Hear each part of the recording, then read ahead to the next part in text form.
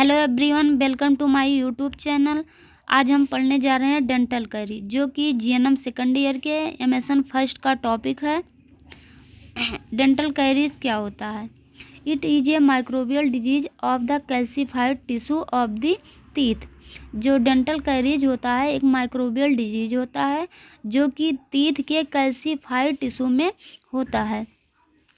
Characterized by demineralization of the inorganic portion and destruction of the organic substance of the teeth। इसमें mainly क्या होता है, जो teeth के ऑर्गेनिक सब्सटेंस होते हैं वो उनका डिस्ट्रक्शन हो जाता है और जो भी इनऑर्गेनिक पोर्शन होते हैं उनका डिमिनरलाइजेशन हो जाता है। इट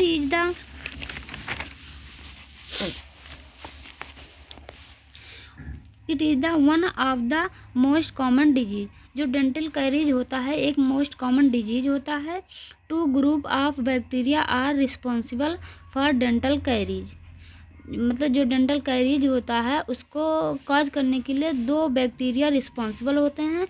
फर्स्ट है स्ट्रेप्टोकोकस म्यूटेंस एंड सेकंड है लैक्टोबैसिलस।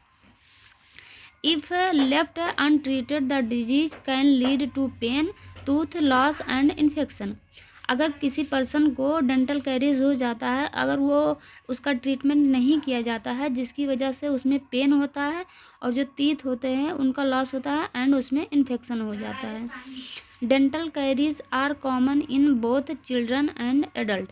जो डेंटल कैरी होता है वो मेन कॉमन होता है बच्चों और एडल्ट में and the occurs most often as a result of poor dental hygiene। और जो डेंटल कैरीज होता है वो मेनली पुअर डेंटल हाइजीन की वजह से होता है। Dental caries are usually painless at first. जो डेंटल कैरीज होता है सबसे पहले जिस अगर पर्सन को होता है डेंटल कैरीज तो वो पेनलेस होता है, उसमें पेन नहीं होता है। But they become painful if they spread the infection to the nerve of the all tooth। But लेकिन अगर जो इन्फेक्शन होता है वो टीथ के जो नर्व में स्प्रेड हो जाता है जिसकी वजह से उसमें पेन स्टार्ट हो जाता है। उसके बाद है causes diet food and during high in sugar और कार्बोहाइड्रेट। अगर मतलब कोई भी पर्सन डाइट में जो फूड ले रहा है उसमें जो शुगर और कार्बोहाइड्रेट का अगर मतलब मात्रा ज़्यादा है उसकी वजह से भी डेंटल कैरीज होने के चांसेस रहते हैं। पुअर ओरल हाइजीन, मतलब पुअर ओरल हाइजीन की वजह से भी डेंटल कैरीज हो सकता है। स्मोकिंग एंड एल्कोहल, स्मोकिंग और एल्कोहल करने से जो बैक्टीरिया होते हैं वो हमारे माउथ में ग्रो कर जाते हैं। ड्राई माउथ, और मतलब जब मतलब माउथ ड्राई होने की वजह से उसमें सलाइवा का सिक्रेशन नहीं हो पाता जिसकी वजह से वहाँ पे इन्फेक्शन ग्रो कर जाते हैं। उसके बाद है साइन एंड सिम्टम। सबसे पहला है टूथ ब्लीडिंग।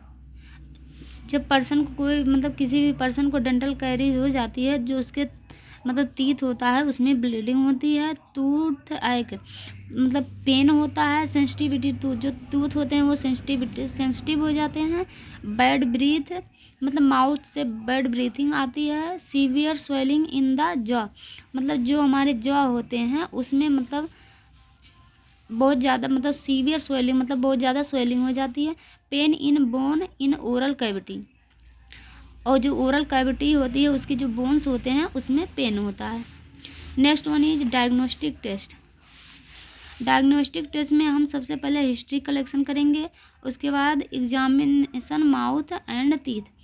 हिस्ट्री कलेक्शन करने के बाद हम जो पेशेंट रहेगा उसके माउथ एंड टीथ का एग्जामिनेशन करेंगे। उसके बाद providing the teeth with dental instruments to check for soft area, मतलब हम providing the teeth with dental instrument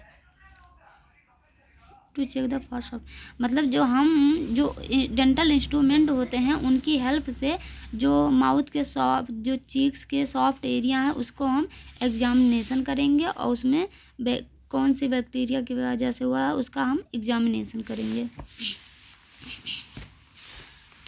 उसके बाद है डेंटल एक्सरे। डेंटल एक्सरे हम क्यों करेंगे? Which can show extend of cavities. Dental X-ray हम इसलिए करेंगे कि जो हम ये चेक करेंगे कि जो कैविटीज़ है वो कितना ज़्यादा स्प्रेड हुई है, इसको हम चेक करने के लिए डेंटल एक्सरे करेंगे। उसके बाद है